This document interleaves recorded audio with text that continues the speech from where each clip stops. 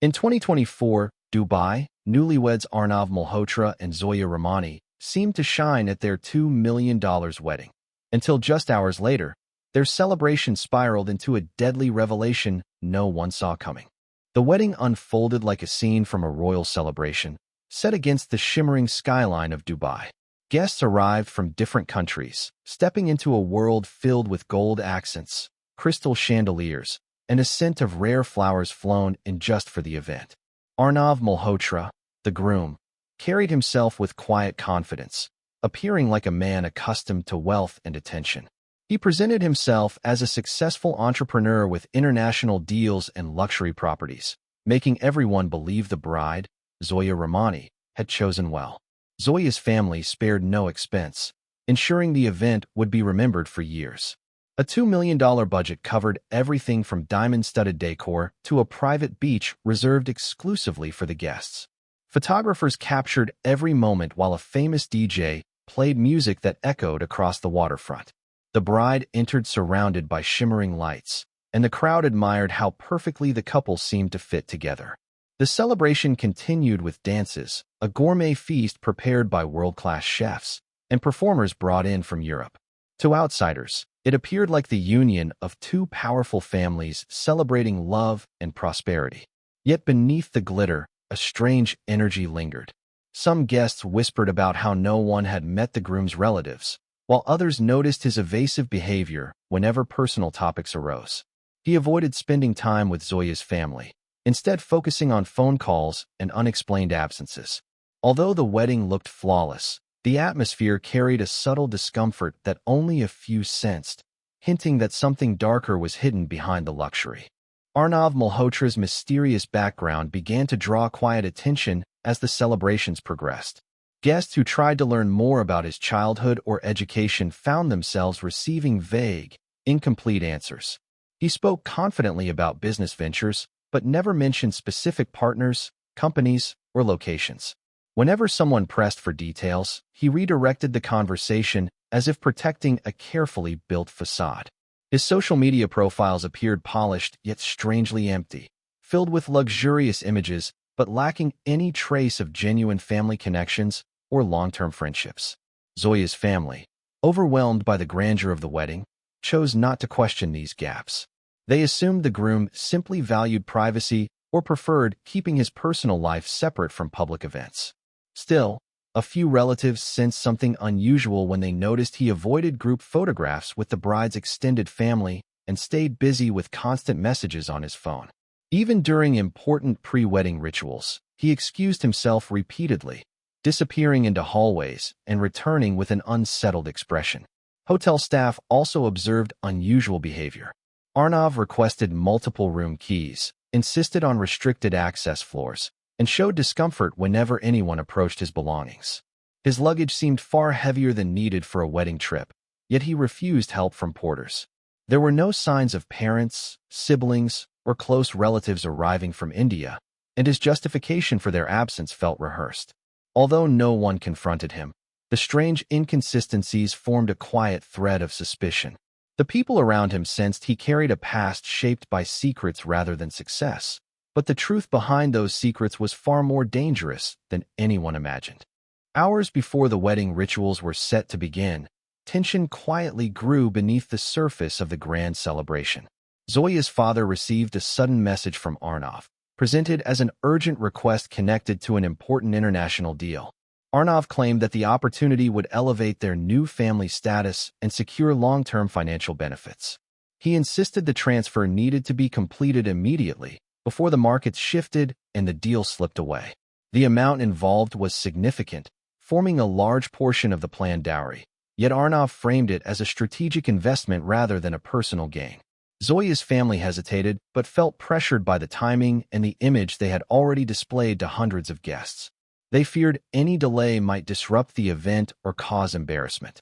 Believing the groom to be a trustworthy businessman, they approved the transaction. Within minutes, the funds were transferred to an overseas account linked to a company name they had never heard before. They assumed it was a standard corporate arrangement and moved on with preparations. What the family didn't know was that the company had no employees, no office, and no real operations. It was a shell entity created months earlier by Arnav under a false identity. The transfer reached this account smoothly, giving him control of the money without raising immediate alarms. While the family celebrated, Arnav monitored the confirmation quietly from a hidden corner of the hotel. Once the money appeared in the account, his entire demeanor shifted. He became more distant, more focused, and strangely relieved. The wedding continued around him with music and lights, but the financial trap he had crafted was now firmly in place, unnoticed by everyone except him. The yacht after-party was meant to be the highlight of the night, an extravagant celebration floating on the calm waters of Dubai Marina. Guests stepped aboard expecting a night of luxury, unaware that the evening would take a tragic turn. The deck shimmered with soft lights, the bar overflowed with premium drinks, and servers carried trays of delicate desserts. Zoya appeared radiant, greeting guests and thanking them for attending. For a brief moment, she seemed genuinely happy, unaware of the storm forming around her. As the yacht sailed farther from shore, Arnav's behavior became increasingly strange. He kept checking his watch, scanning the crowd, and avoiding Zoya's gaze. The joy that surrounded the celebration did not reflect on his face. Some guests assumed he was exhausted from the long day, but his tense posture suggested something more unsettling. In the middle of the festivities, Zoya suddenly stumbled, clutching her chest. Guests rushed toward her, but she collapsed before anyone could support her. Panic spread across the deck as the music stopped and people shouted for help. The atmosphere shifted from celebration to chaos in seconds. While guests reacted with fear and confusion, Arnav stood motionless, watching the scene with an expression that seemed too calm for the moment. The yacht immediately turned back toward the shore, and Zoya was transported to the nearest hospital. Despite rapid medical efforts, she was declared dead on arrival. Shock rippled through the wedding party, and whispers began to rise about the suddenness of her collapse. Amid the confusion, Arnav quietly attempted to exit the hospital, claiming he needed to handle arrangements. His sudden disappearance deepened the suspicion. What had seemed like a tragic accident now carried the weight of something far more sinister. The investigation began almost immediately, as the circumstances surrounding Zoya's sudden death felt too unusual to ignore. Authorities arrived at the luxury hotel where the wedding had taken place and began questioning the staff who had interacted with the groom. What they uncovered in the first few hours created an unsettling picture. Security personnel reported that Arnav had visited restricted areas multiple times on the day of the ceremony, entering corridors normally reserved for staff and management. He claimed he needed privacy for business calls, but surveillance footage showed him carrying small cases and returning without them. Hotel receptionists revealed that he had booked several rooms under different names, none of which matched the identity he used during the wedding registration. These rooms were paid for in cash, and each was accessed briefly throughout the event. When authorities entered the rooms, they found almost nothing inside. No luggage, no personal belongings. Only signs that someone had visited quickly and left without staying. The emptiness of these rooms raised immediate alarm. As investigators reviewed footage from different floors, they noticed Arnav leaving one of these rooms just minutes before the yacht party began. His movements seemed calculated, as if he was following a plan rather than preparing for a celebration. Further examination of the hotel's records revealed that the passport he submitted at check-in had irregularities. Numbers didn't match official formats, and certain security details appeared altered. Adding to the suspicion, staff noted that Arnav had checked out of the hotel immediately after leaving the hospital, without informing anyone from the bride's family. His departure was swift and quiet, almost as if he had been waiting for the right moment to disappear. The deeper the authorities looked, the clearer it became that the groom had built his identity upon layers of deception. As investigators broadened their search beyond Dubai, a far more complex scheme began to emerge. Interpol was contacted after authorities discovered that the groom's identity appeared in multiple flagged databases. What initially looked like a single fraudulent wedding quickly connected to a larger pattern spreading across several countries. Records showed that men with similar features, using different names but identical background stories, had been involved in high-end marriage proposals targeting wealthy families in Singapore, Malaysia, and Qatar. Each case ended with large financial transfers followed by the groom's sudden disappearance. When investigators compared documents, travel histories, and fragments of digital information, they realized that Arnav was not just a scammer working alone. He was part of a sophisticated fraud network that specialized in identifying vulnerable families seeking prestigious marriages for their daughters. The group used polished charm, impressive resumes, manipulated online profiles, and staged displays of wealth to build credibility. Once trust was established, they orchestrated weddings or engagement ceremonies as a cover to extract large sums of money. Most previous victims had lost significant funds but survived the encounters, accepting the shame quietly rather than pursuing an international investigation. Zoya's case, however, was different. Her sudden death added a level of urgency that forced authorities to dig deeper. Toxicology reports suggested the presence of a harmful substance that could have caused a rapid collapse, raising suspicions that the network may have used similar tactics to prevent confrontation or delay discovery. Digital forensics uncovered encrypted chats, secret financial ledgers, and details of planned future targets.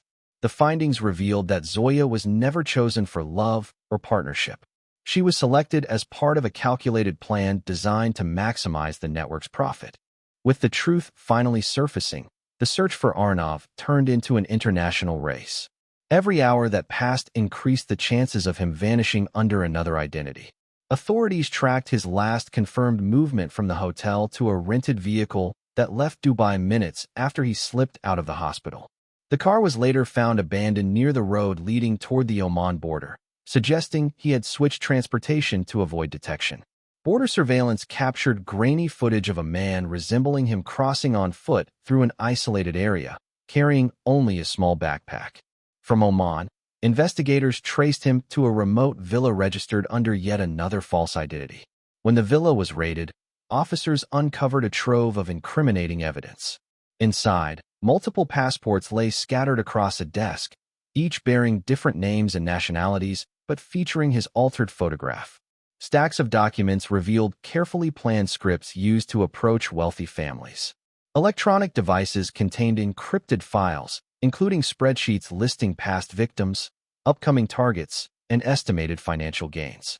Jewelry, cash, and expensive watches indicated years of accumulated profit from similar scams. The recovered items painted a picture of a man who lived entirely through deception, always preparing for his next escape. Financial records showed that the stolen funds from Zoya's family had already been divided across several offshore accounts, making recovery a complex process. With every discovery, the urgency to catch him intensified. Interpol issued a global arrest warrant, categorizing him among the most wanted scam architects in the region. Airports, seaports, and land borders across multiple countries flagged his data instantly. The network he belonged to began unraveling as his associates attempted to flee or destroy evidence. Yet investigators remained focused on a single objective. Months passed before the breakthrough that investigators had been anticipating. Arnav, who had evaded capture across several borders, finally made a mistake when attempting to travel through a European airport using yet another forged identity.